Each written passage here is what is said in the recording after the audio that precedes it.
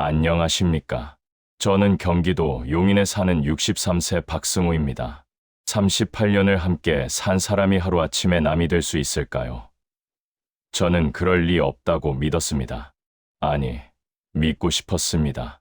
하지만 세상은 제가 생각하는 것만큼 단순하지 않더군요. 저는 제 인생에서 가장 가까운 사람에게 배신당했습니다. 그 사람은 다름 아닌 제 아내였습니다. 저는 1986년에 결혼했습니다. 당시 저는 25세, 아내 정미선은 22세였습니다. 중매로 만났지만 서로 잘 맞았고 금방 가정을 꾸렸습니다. 저는 건설자재 회사에 입사한 지 3년 차였고 미선은 사범대를 갓 졸업한 초등학교 교사였습니다. 1989년에 아들 재민이가 태어났고 1992년에 딸 수진이가 태어났습니다. 두 아이를 키우면서 저는 회사 일에 몰두했습니다. 야근도 마다하지 않았고 주말 출근도 당연하게 여겼습니다. 미선은 저에게 늘 이렇게 말했습니다. 당신이 벌면 내가 잘 모아둘게. 그 말을 믿었습니다. 아니, 의심할 이유가 없었습니다. 미선은 꼼꼼한 사람이었고 가계부도 빠짐없이 썼습니다. 저는 월급을 통째로 미선 통장으로 자동이체했고 제 용도는 15만 원이었습니다. 2020년대까지도 그 금액은 똑같았습니다. 저는 불평하지 않았습니다. 가족을 위해서라면 그 정도쯤이야 당연하다고 생각했으니까요. 37년을 다닌 회사에서 2021년에 명예퇴직을 했습니다. 제 나이 60세였습니다. 코로나로 회사 사정이 어려워지면서 희망퇴직자를 받았고 저는 후배들을 생각해서 손을 들었습니다. 퇴직금은 5억이었습니다. 평생을 일한 대가치고는 적지 않은 돈이었습니다. 2022년 2월에는 미선도 정년퇴직을 했습니다. 교사 생활 36년 만이었습니다. 미선의 퇴직금은 1억 8천만 원이었습니다.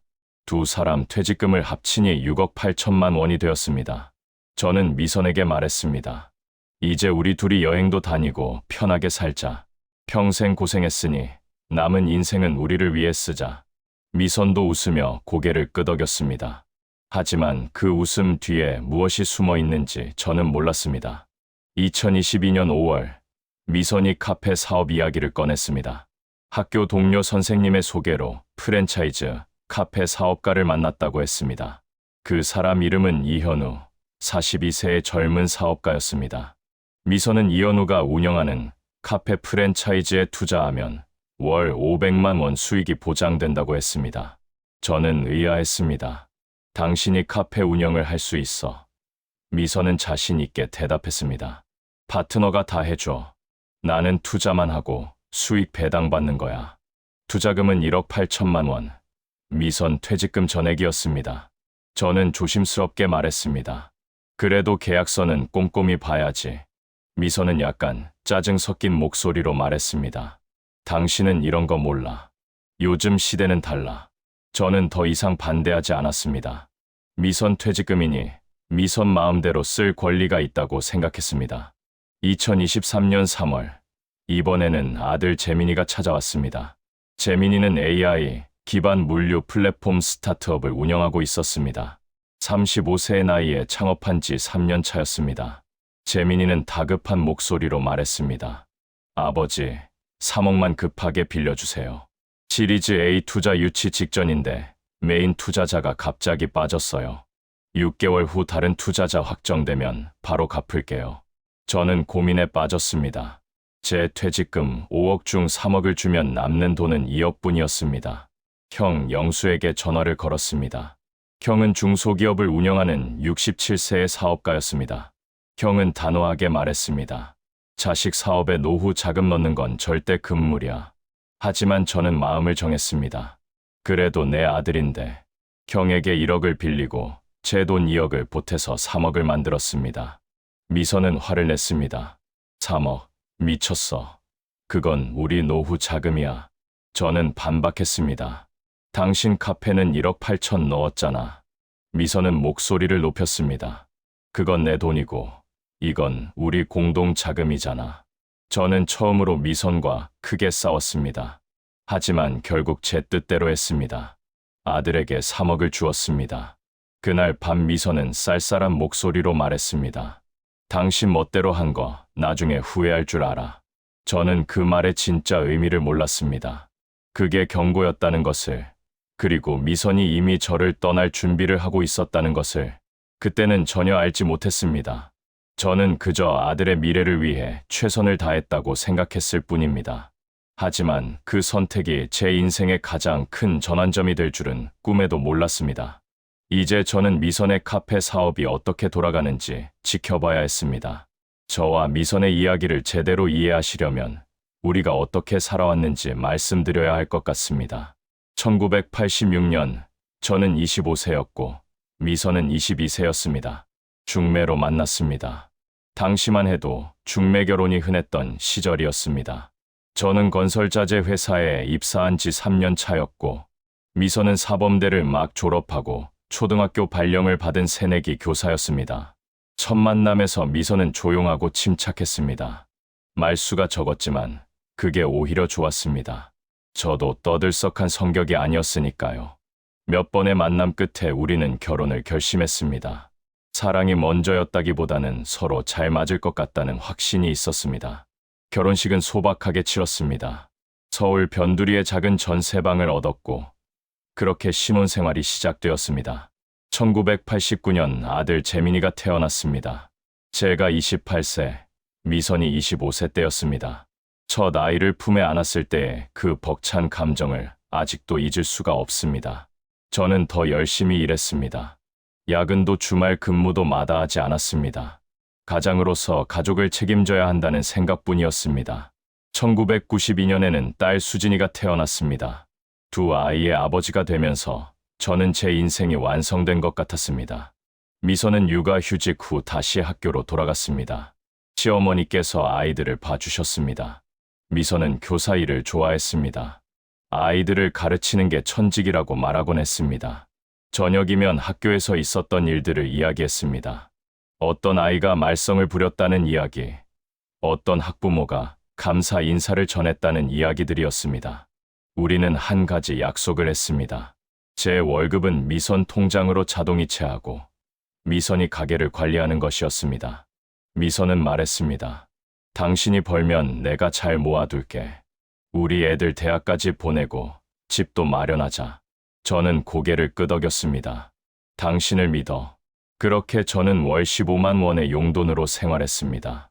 나머지는 모두 미선이 관리했습니다. 1997년 IMF가 터졌습니다. 회사에서 정리해고 바람이 불었습니다. 저는 36세였고 두 아이의 아버지였습니다. 해고될까봐 전전긍긍했습니다. 다행히 저는 살아남았습니다. 그 대가로 급여는 30% 삭감되었고 야근 수당도 사라졌습니다. 하지만 저는 감사했습니다. 직장만 있으면 된다고 생각했습니다. 미선도 교사였기에 안정적이었습니다. 우리는 그렇게 위기를 넘겼습니다. 2000년대 들어 회사 사정이 나아졌습니다. 건설 경기가 좋아지면서 매출이 늘었습니다. 저도 승진을 거듭했습니다. 과장, 차장, 부장을 거쳐 2010년에는 이사까지 올랐습니다. 49세의 나이였습니다. 미선은 축하한다고 말했지만 표정은 덤덤했습니다. 이미 그때부터 미선의 태도가 조금씩 달라지고 있었습니다. 재민이는 명문대 컴퓨터공학과에 입학했습니다. 수진이도 간호대에 합격했습니다. 두 아이 모두 등록금이 만만치 않았지만 저는 기뻤습니다. 제 자식들이 좋은 교육을 받는다는 것만으로도 보람이었습니다. 미선에게 물었습니다. 지금까지 얼마나 모았어? 미선은 대답했습니다.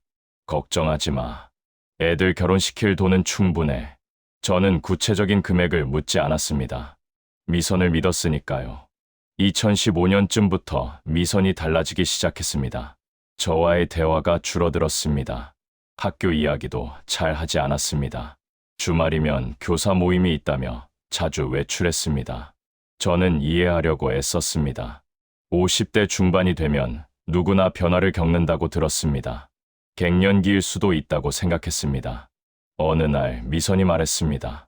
남편 내조는 다 했으니 이제 내 인생 살고 싶어. 저는 당황했습니다. 무슨 말이야? 미선은 차갑게 대답했습니다. 당신은 회사 일만 하고 나는 애들 키우고 학교 다니고 우리가 부부로 산 게 아니라 그냥 같이 산 거야. 저는 할 말을 잃었습니다. 미선의 불만을 전혀 몰랐습니다. 저는 달래듯 말했습니다. 그래, 정년까지만 참아. 우리 둘이 여행도 다니고 그러자. 재민이랑 수진이도 다 컸잖아. 이제 우리 시간 갖자. 미선은 대답 없이 방으로 들어갔습니다.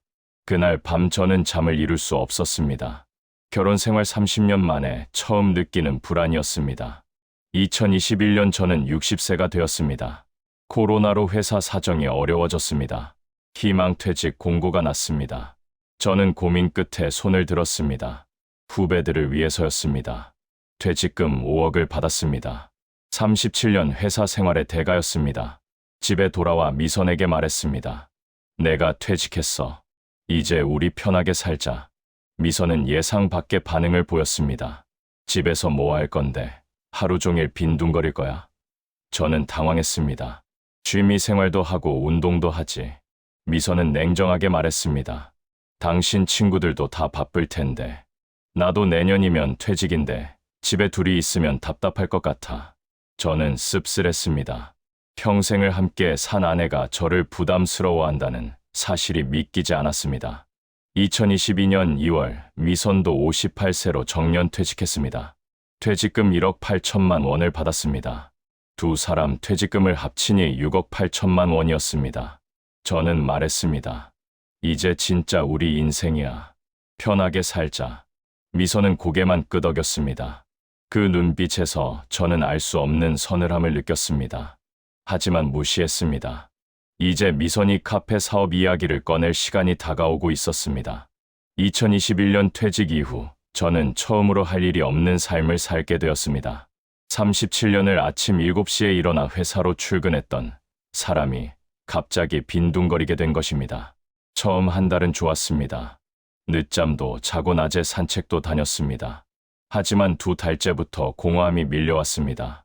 회사가 제 전부였다는 사실을 그제야 깨달았습니다. 미선은 여전히 학교에 출근했습니다. 아침 7시에 나가서 저녁 6시에 돌아왔습니다. 저는 하루 종일 집에 혼자 있었습니다. TV를 보고 인터넷을 하다 보면 시간이 갔습니다. 친구들에게 전화를 걸어봤지만 대부분 아직 현역이었습니다. 만날 시간이 없었습니다. 저는 점점 무료해졌습니다. 미선이 퇴근하면 저는 반가운 마음에 말을 걸었습니다. 오늘 학교는 어땠어? 미선은 피곤한 표정으로 대답했습니다. 그냥 그랬어. 밥이나 먹자. 예전에는 학교 이야기를 재미있게 해주던 미선이 말수가 줄어들었습니다. 저는 서운했지만 이해하려고 애썼습니다. 교사 일이 얼마나 힘든지 알고 있었습니다. 어느 날 저녁 미선이 말했습니다. 당신 취미 생활 좀 찾아봐. 하루 종일 집에만 있으면 답답하지 않아. 저는 대답했습니다. 뭘 하지? 골프는 돈이 많이 들고. 미선은 무심하게 말했습니다. 등산이라도 다녀. 아니면 노인정이나 복지관 가보든지. 노인정이라는 말에 저는 기분이 묘했습니다. 제가 벌써 노인이 된 걸까요? 2022년 2월 미선도 정년퇴직을 했습니다. 58세였습니다. 퇴직 파티에 저도 참석했습니다. 동료 교사들이 미선을 축하했습니다. 36년 교직 생활 정말 수고했어. 이제 편하게 쉬어. 미선은 환하게 웃었습니다. 저는 그런 미선을 오랜만에 봤습니다. 집에서는 보지 못하던 밝은 표정이었습니다. 집으로 돌아오는 길에 저는 말했습니다. 이제 우리 둘 다 은퇴했으니까 편하게 살자. 여행도 다니고. 미선은 고개만 끄덕였습니다. 표정이 어두웠습니다. 저는 물었습니다. 왜 그래? 기분 안 좋아? 미선은 대답했습니다. 아니야. 그냥 앞으로가 막막해서. 저는 미선의 손을 잡았습니다. 걱정하지 마. 우리 퇴직금도 있고 연금도 나오잖아. 며칠 후 미선이 외출을 하고 돌아왔습니다. 표정이 밝았습니다. 저는 물었습니다. 어디 갔다 와? 미선은 대답했습니다. 학교 동료 선생님 만났어. 퇴직 후 뭐 하고 사는지 궁금해서. 저는 관심 있게 물었습니다. 뭐 하시대? 미선은 신이 나서 말했습니다. 카페 하신대. 프랜차이즈인데 수익도 괜찮고 일도 어렵지 않대. 저는 의아했습니다. 카페, 당신이 카페를 한다고? 미선은 말했습니다. 왜 못해? 나도 뭔가 하고 싶어. 평생 애들 가르치고 집안일만 하다가 이대로 늙는 건 싫어. 저는 이해가 되면서도 불안했습니다. 카페 운영이 쉬운 일이 아닌데. 미선은 자신 있게 말했습니다. 그 선생님이 좋은 사람 소개해 주신대. 전문가랑 같이 하면 어렵지 않대. 2022년 5월 미선이 사업 파트너를 데려왔습니다. 이현우라는 42세 남자였습니다. 키가 크고 인상이 부드러웠습니다. 정장을 단정하게 입고 있었습니다. 이현우는 악수를 청했습니다. 안녕하세요. 사모님께 많은 이야기 들었습니다. 저는 악수를 받으며 물었습니다. 카페 사업을 하신다고요? 이현우는 웃으며 설명했습니다. 네, 프랜차이즈 카페 3호점을 준비 중입니다. 1호점과 2호점은 이미 자리를 잡았고요. 월 평균 500만 원 정도 순수익이 나옵니다. 저는 따져 물었습니다. 투자금은 얼마나 필요합니까? 이현우는 대답했습니다. 1억 8천만 원이면 됩니다. 인테리어, 기계, 초도 물품까지 포함해서요. 저는 미선을 쳐다봤습니다. 1억 8천이면 당신 퇴직금 전부잖아.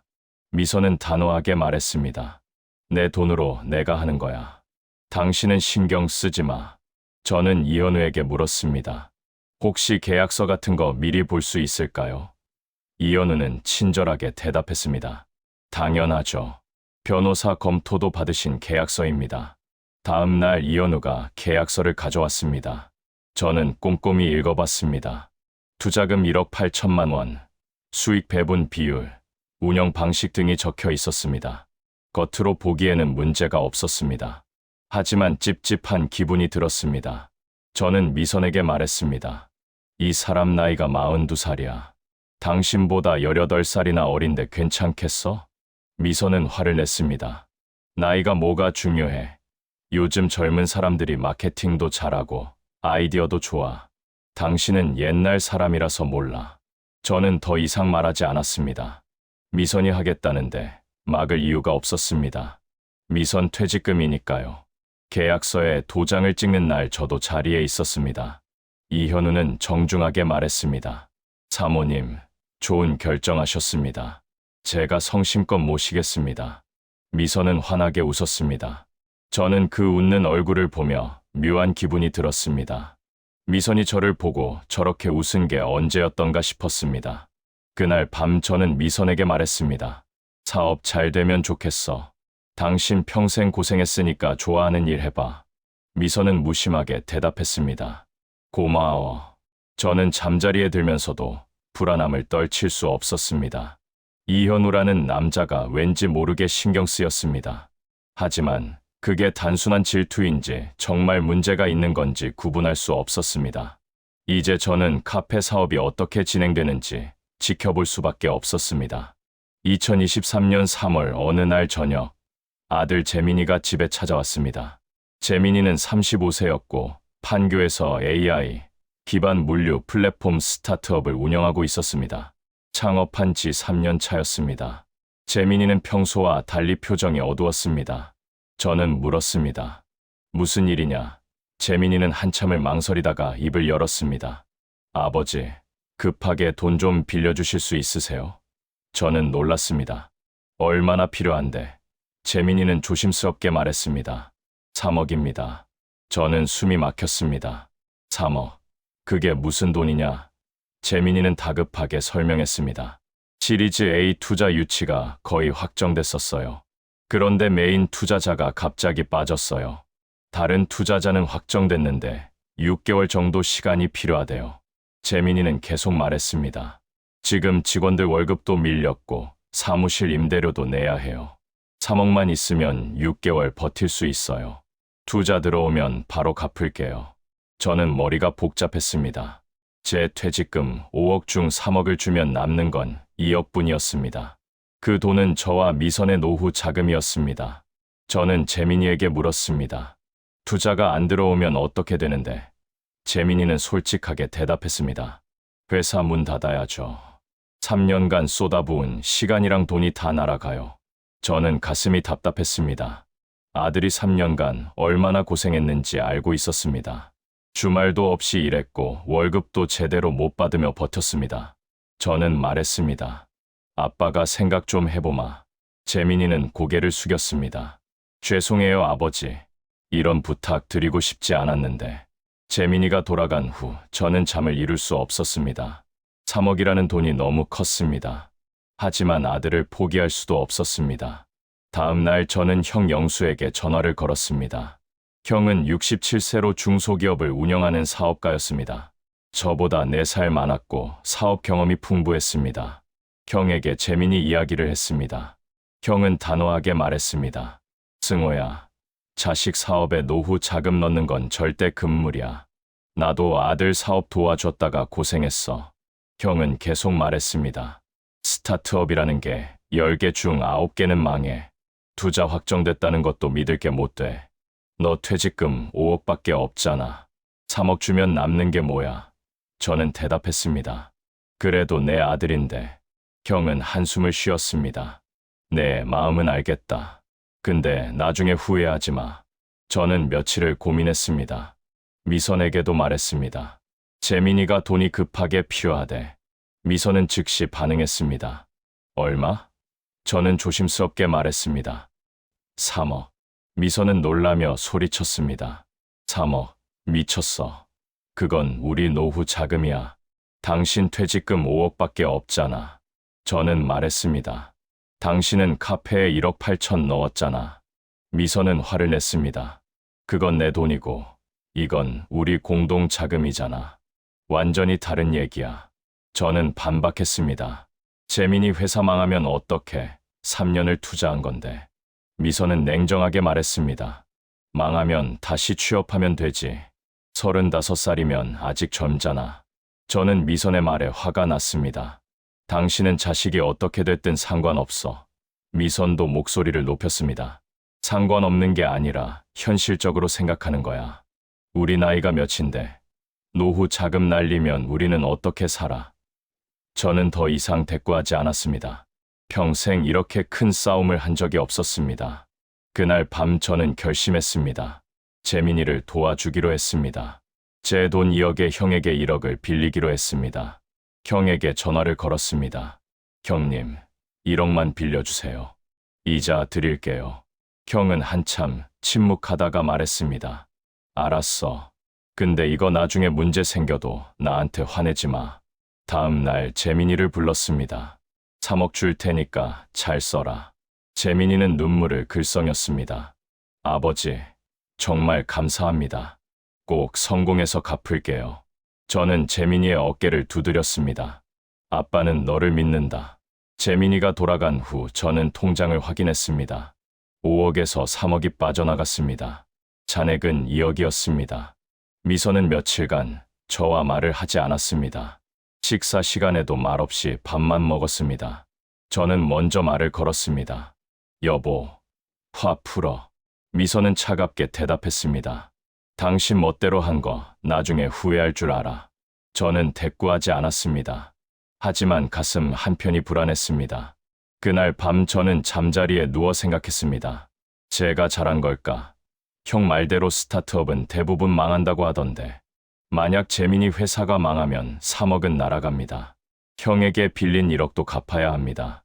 그럼 제 손에 남는 건 1억뿐입니다. 60대 부부가 1억으로 노후를 살 수 있을까? 하지만 후회하지 않으려고 애썼습니다. 아들을 위한 선택이었으니까요. 아버지라면 당연히 해야 할 일이었습니다. 저는 눈을 감았습니다. 재민이 회사가 성공하기를 간절히 기도했습니다. 그리고 미선의 카페 사업도 잘 되기를 바랐습니다. 이제 저는 두 사업이 모두 잘 되기를 기다려야 했습니다. 2023년 6월 미선의 카페가 강남역 근처에 오픈했습니다. 오픈 날 저도 축하하러 갔습니다. 카페는 생각보다 규모가 컸습니다.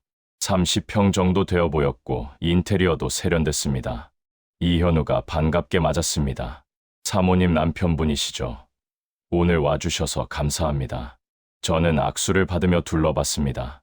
손님이 제법 많았습니다. 미선은 카운터 안에서 직원들을 지휘하고 있었습니다. 활기찬 모습이었습니다. 저는 오랜만에 보는 미선의 밝은 얼굴에 안도했습니다. 카페를 시작한 게 잘한 일인가 싶었습니다. 이현우가 커피를 내왔습니다. 사장님, 드셔보세요. 저희 시그니처 메뉴입니다. 커피 맛은 나쁘지 않았습니다. 1시간쯤 있다가 집으로 돌아왔습니다. 저녁에 미선이 들어왔습니다. 피곤해 보였지만 표정은 좋았습니다. 저는 물었습니다. 첫날 어땠어? 미선은 대답했습니다. 생각보다 바빴어. 손님이 많더라. 저는 말했습니다. 다행이네. 장사 잘 되겠다. 미선은 고개를 끄덕였습니다. 2달이 지났습니다. 미선은 매일 아침 8시에 나가서 저녁 7시에 들어왔습니다. 퇴직 전 교사 생활과 비슷한 시간이었습니다. 저는 가끔 카페에 들렀습니다. 손님이 늘 붐볐습니다. 위치가 좋아서인지 회사원들이 많이 찾았습니다. 이현우는 늘 카페에 있었습니다. 직원 관리부터 재고 관리까지 다 했습니다. 어느 날 저는 이현우에게 물었습니다. 요즘 카페 하는 게 쉽지 않다던데 여기는 장사가 잘 되네요. 이현우는 웃으며 대답했습니다. 위치빨이죠. 강남역이라서 유동인구가 많아요. 그리고 사모님께서 세심하게 신경 써주셔서요. 저는 미선을 봤습니다. 미선은 직원에게 뭔가 지시하고 있었습니다. 9월쯤 미선이 자랑스럽게 말했습니다. 이번 달 순수익이 700만 원 나왔어. 저는 놀랐습니다. 700만 원, 정말. 미선은 자신 있게 대답했습니다. 현우 씨가 정산서 보여줬어. 장사가 생각보다 잘 돼. 저는 감탄했습니다. 대단하네. 역시 선생님 하던 사람이라 그런가 봐. 미선은 흐뭇하게 웃었습니다. 하지만 그때부터 미선의 일상이 조금씩 달라지기 시작했습니다. 외출이 잦아졌습니다. 주말에도 카페에 나가야 한다고 했습니다. 저는 물었습니다. 주말에도 가야 해? 미선은 대답했습니다.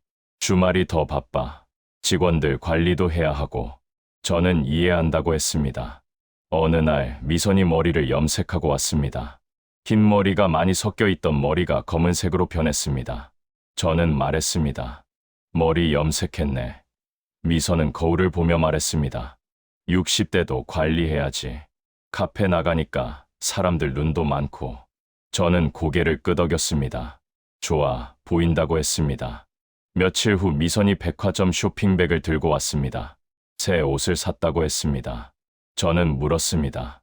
옷도 사고? 미선은 대답했습니다. 카페 사장이 맨날 똑같은 옷만 입을 수 없잖아. 저는 더 이상 묻지 않았습니다. 미선이 자기 번 돈으로 사는 건데 뭐라 할 수 없었습니다. 하지만 이상한 점들이 눈에 띄기 시작했습니다. 미선이 스마트폰 비밀번호를 바꿨습니다. 전에는 제 생일이었는데 어느 날부터 안 열렸습니다. 저는 물었습니다. 비밀번호 바꿨어. 미선은 무심하게 대답했습니다. 응, 보안 때문에. 요즘 해킹도 많잖아. 저는 이상했지만 따지지 않았습니다. 저녁 시간에 미선과의 대화도 줄어들었습니다. 예전에는 카페 이야기를 재미있게 해주던 미선이 말수가 적어졌습니다. 저는 물었습니다. 오늘은 어땠어? 미선은 짧게 대답했습니다. 피곤해. 나중에 얘기해. 그리고는 방으로 들어가 문을 닫았습니다. 10월 어느 날 저는 재민이에게 전화를 받았습니다. 아버지, 투자 유치가 좀 늦어지고 있어요. 제 가슴이 철렁했습니다. 괜찮은 거냐? 재민이는 걱정하는 목소리로 말했습니다. 걱정하지 마세요. 조금만 더 기다려주세요. 저는 괜찮다고 했지만 불안했습니다. 3억이 날아가는 건 아닐까? 그날 밤 저는 잠을 이룰 수 없었습니다. 재민이 회사 걱정에 미선의 변한 모습까지. 모든 게 불안했습니다. 옆에 누운 미선은 스마트폰을 보며 무언가 타이핑하고 있었습니다. 저는 물었습니다. 뭐해? 미선은 놀라며 폰을 뒤집었습니다. 아무것도 아니야. 카페 직원이랑 얘기 중이야. 2024년 들어 미선의 외출은 더 잦아졌습니다. 카페 관리 때문이라고 했습니다. 하지만 제가 카페에 갔을 때 미선이 없는 날이 많았습니다. 직원에게 물었습니다. 사장님은요? 직원은 대답했습니다. 오늘은 안 나오셨어요. 외부 미팅 있으시대요. 저는 이상했습니다. 무슨 외부 미팅이 그렇게 많을까? 어느 날 미선이 늦게 들어왔습니다. 11시가 넘은 시각이었습니다. 저는 물었습니다. 왜 이렇게 늦어? 미선은 대답했습니다. 현우 씨랑 다음 달 프로모션 회의했어. 저는 의심스러웠습니다. 11시까지. 미선은 짜증 섞인 목소리로 말했습니다. 사업하는 사람들은 다 그래. 당신은 회사원이라서 몰라. 저는 더 이상 참을 수 없었습니다. 다음 날 점심때 미선에게 깜짝 방문하기로 했습니다. 카페에 도착해서 문을 열었습니다. 직원이 반갑게 인사했습니다. 사장님 남편분이시죠? 저는 물었습니다. 사장님 계세요. 직원은 고개를 저었습니다. 오늘 안 나오세요. 저는 다시 물었습니다. 오늘 출근 안 하셨어요? 직원은 대답했습니다. 네, 아침부터 연락이 없으셨어요. 저는 당황했습니다. 미선은 분명 오늘 아침 카페 간다고 나갔는데, 저는 급하게 휴대폰을 꺼냈습니다. 가족 위치 공유 앱을 확인했습니다. 미선의 위치는 강남역 근처 오피스텔 건물이었습니다.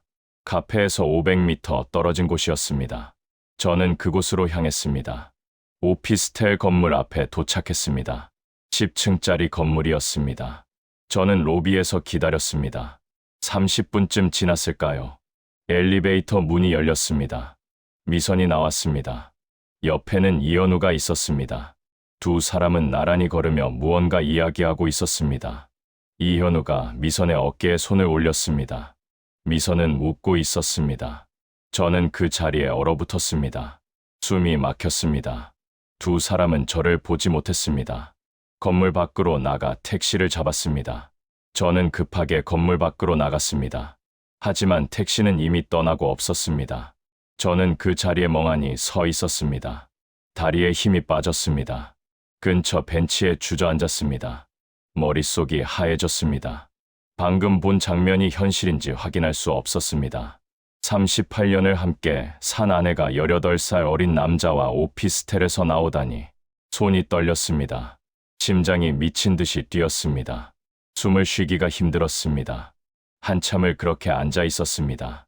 정신을 차리고 집으로 돌아왔습니다. 시계를 보니 오후 3시였습니다. 저는 소파에 앉아 생각했습니다. 확인해야 했습니다. 제대로 확인해야 했습니다.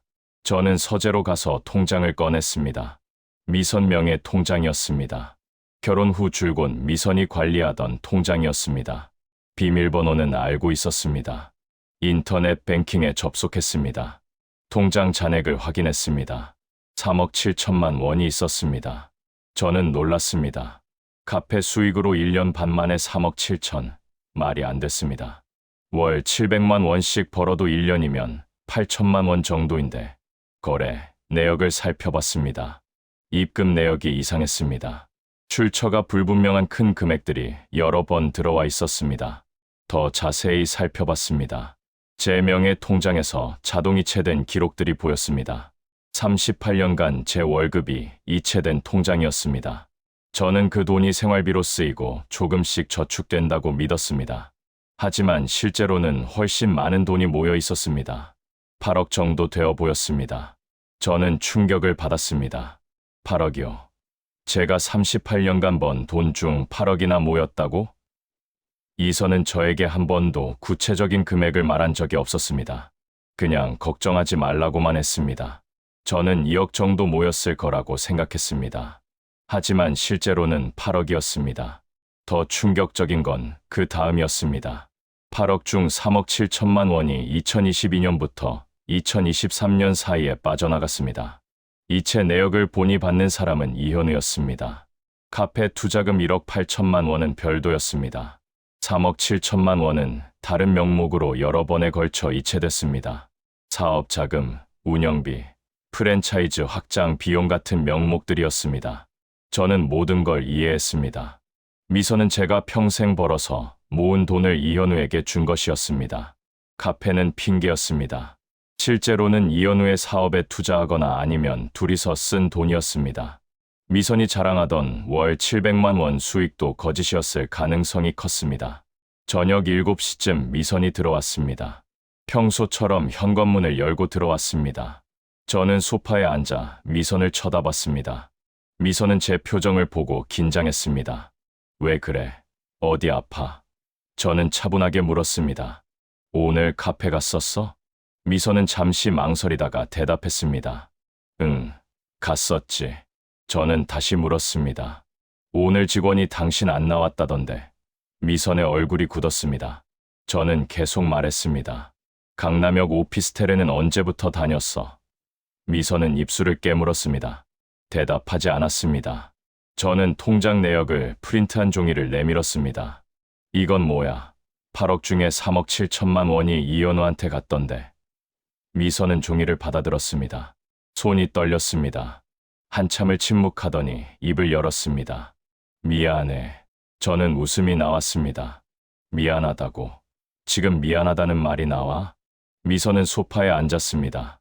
한숨을 쉬었습니다. 저는 물었습니다. 언제부터였어? 미선은 조용히 대답했습니다. 3년 전부터. 저는 계산했습니다. 2021년 제가 퇴직하던 해였습니다. 어떻게 만났는데? 미선은 말했습니다. 교사 모임에서 만났어. 처음엔 그냥 친구였어. 저는 물었습니다. 카페는? 미선은 대답했습니다. 명목상일 뿐이야. 실제로는 현우 사업 자금이었어. 저는 머리가 지끈거렸습니다. 그럼 월 700만 원 수익도 거짓이었어. 미선은 고개를 끄덕였습니다. 카페는 그냥 평범하게 운영되고 있어. 수익은 많지 않아. 저는 소리쳤습니다. 내가 38년 동안 번 돈이야. 내 허락도 없이 어떻게 다른 남자한테 줄 수 있어? 미선은 차갑게 말했습니다. 당신도 재민이한테 3억 줬잖아. 내 허락 없이.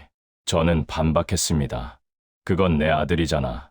미선은 소리쳤습니다. 내가 38년간 모은 돈이기도 해.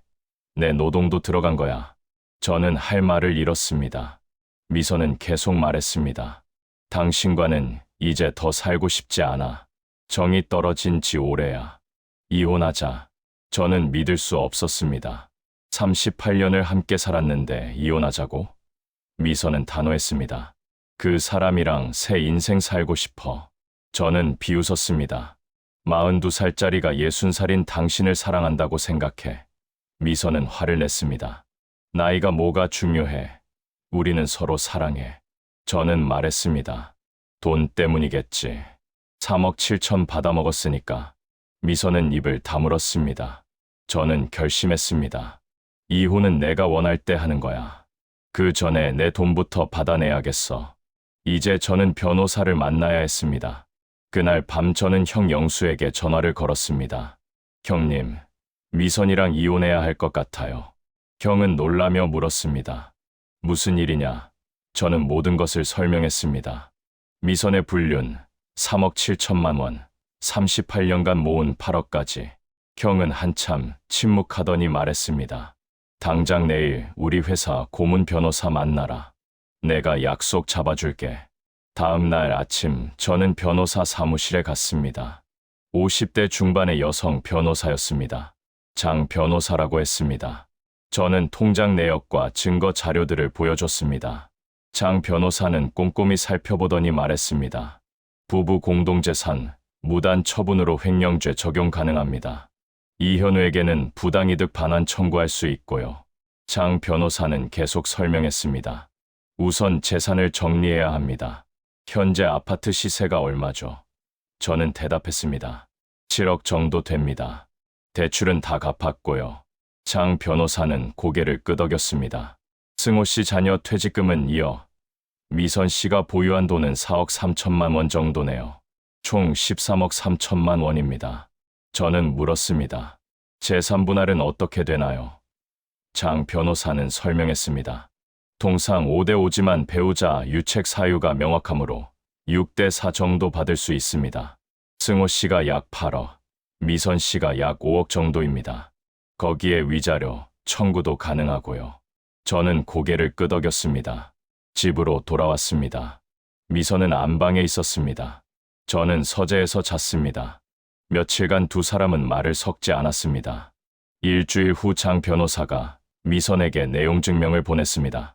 이혼 소송 제기 통지와 재산 가압류 신청이었습니다. 미선은 내용 증명을 받고 제게 달려왔습니다. 이게 뭐야? 재산 가압류. 저는 차분하게 대답했습니다. 당신이 돈 더 빼돌릴까봐. 미선은 화를 냈습니다. 내 돈인데 왜 가압류를 해? 저는 말했습니다. 내 돈이기도 해. 38년간 내가 번 월급으로 모은 거잖아. 미선은 소리쳤습니다. 내가 아껴 쓰고 모은 거야. 당신 혼자 번 돈 아니야. 저는 냉정하게 말했습니다. 법정에서 따지자. 미선은 입술을 깨물었습니다. 며칠 후 미선도 변호사를 선임했습니다. 본격적인 이혼 소송이 시작되었습니다. 장 변호사는 이현우에게도 내용 증명을 보냈습니다. 부당이득 반환 청구였습니다. 3억 7천만 원을 돌려달라는 내용이었습니다. 이현우는 변호사를 통해 답변했습니다. 미선으로부터 정당한 투자를 받은 것이며 사업 자금으로 사용했다고 주장했습니다. 하지만 투자 계약서도 없었고 사업자 등록도 제대로 안 되어 있었습니다. 장 변호사는 말했습니다. 이건 승소 가능성 높습니다. 한 달쯤 지났을 때 재민이와 수진이를 불렀습니다. 두 자식 앞에서 이혼 소송 이야기를 꺼내기가 쉽지 않았습니다. 재민이가 먼저 물었습니다. 아버지, 무슨 일이세요? 저는 천천히 설명했습니다. 엄마가 다른 사람을 만났어. 이혼하려고 해. 수진이는 눈물을 글썽였습니다. 엄마가 어떻게 그럴 수가 있어요? 재민이는 충격받은 표정이었습니다. 정말이에요. 저는 고개를 끄덕였습니다. 재민이는 고개를 떨어뜨렸습니다. 아버지, 죄송해요. 제가 3억 때문에 부모님 사이를 벌어지게 한 것 같아요. 저는 재민이의 어깨를 잡았습니다. 너희 탓 아니야. 이미 엄마 마음은 떠나 있었어. 수진이가 물었습니다. 엄마는 뭐라고 하세요? 저는 대답했습니다. 이혼하겠대. 재민이는 주먹을 쥐었습니다. 제가 엄마한테 얘기해 볼게요. 저는 말했습니다. 괜찮아. 이미 늦었어. 소송은 3개월간 진행되었습니다. 미선 측 변호사는 주장했습니다. 미선도 38년간 가사 노동과 육아를 했으므로 재산 기여도가 크다고, 또한 3억 7천만 원은 본인 재산이므로 마음대로 쓸 권리가 있다고 했습니다. 하지만 증거가 약했습니다. 이현우와의 불륜 증거는 명확했습니다. 오피스텔 출입 기록, 통화 내역, 문자 메시지까지 다 확보했습니다. 재판부는 미선에게 유책 사유를 인정했습니다. 재산 분할은 6대 4로 결정됐습니다. 저는 아파트 7억과 현금 1억을 받았습니다. 미선은 저축액 중 4억 3천만 원을 받았습니다. 위자료는 1억으로 결정됐습니다. 미선이 저에게 주는 돈이었습니다. 이현우에게는 별도로 부당이득 반환 소송을 진행했습니다. 재판부는 이현우에게 2억 원을 돌려주라고 판결했습니다. 3억 7천 중 일부는 실제 사업에 사용된 것으로 인정됐지만 나머지는 부당이득으로 판단된 것이었습니다. 2024년 12월 이혼이 확정됐습니다. 저는 63세, 미선은 60세였습니다. 38년 결혼 생활이 끝났습니다. 저는 아파트를 팔았습니다. 7억을 받았습니다. 여기에 미선에게 받은 위자료 1억, 이현우에게 받은 2억까지 합치면 10억이었습니다. 제 손에 남은 돈은 총 10억 정도였습니다. 재민이가 찾아왔습니다. 아버지, 투자 유치 확정됐어요. 3억 갚을게요. 저는 손을 내저었습니다. 됐다. 너는 그 돈으로 회사 키워라. 재민이는 눈물을 흘렸습니다. 죄송해요, 아버지. 쟤 때문에. 저는 말했습니다. 너 때문이 아니야. 이미 정해진 일이었어. 수진이도 왔습니다. 아버지, 저희 집으로 오세요. 제가 모실게요. 저는 고개를 저었습니다. 아니야. 아빠는 아빠 인생 살아야지. 수진이는 걱정스러운 얼굴로 물었습니다. 혼자 사실 건데 괜찮으세요? 저는 웃으며 대답했습니다. 괜찮아. 이제 저는 새로운 삶을 시작해야 했습니다. 2025년 3월, 저는 64세가 되었습니다. 이혼한 지 3개월이 지났습니다. 용인 아파트를 팔고 수원의 작은 아파트를 샀습니다. 3억짜리 아파트였습니다. 25평으로 혼자 살기에 적당했습니다. 나머지 7억은 은행 정기예금과 채권에 나눠서 넣었습니다. 월 이자 수입만 200만 원 정도 나왔습니다. 연금까지 합치면 생활하는데 부족함이 없었습니다. 형 영수가 찾아왔습니다. 승호야, 우리 회사에서 고문 좀 해줘. 저는 의아했습니다. 형님, 저는 건설 자재 쪽이고 형님 회사는 기계 부품 쪽이잖아요. 영수는 웃었습니다. 경영 전반에 대해 조언해주면 돼. 월 300만 원 줄게. 나도 이제 70이 가까워서 후계자 준비해야 하거든. 저는 고민 끝에 수락했습니다. 일주일에 3일만 나가면 됐습니다. 출근 시간도 자유로웠습니다. 저는 다시 일을 시작했습니다. 집에만 있는 것보다 훨씬 좋았습니다. 사람들을 만나고 회의에 참석하고 조언을 해주는 일이 즐거웠습니다. 일하는 게 좋다는 걸 새삼 깨달았습니다. 어느 날 재민이에게서 연락이 왔습니다.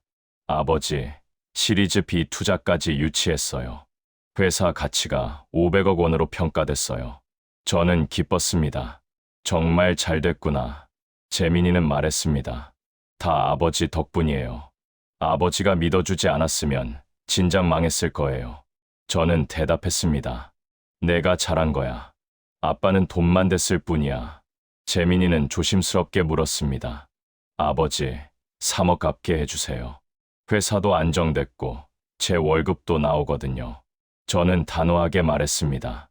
안 돼. 그 돈으로 회사 더 키워. 직원들 복지도 챙기고. 나는 내가 성공하는 게 더 좋다. 재민이는 눈시울을 붉혔습니다. 감사합니다, 아버지. 수진이도 자주 찾아왔습니다. 일주일에 한 번씩은 꼭 들렀습니다. 반찬을 만들어 와서 냉장고에 채워놓고 갔습니다. 어느 날 수진이가 물었습니다. 아버지, 엄마 소식 들으셨어요? 저는 고개를 저었습니다. 관심 없어. 수진이는 조심스럽게 말했습니다. 엄마랑 그 사람이랑 헤어졌대요.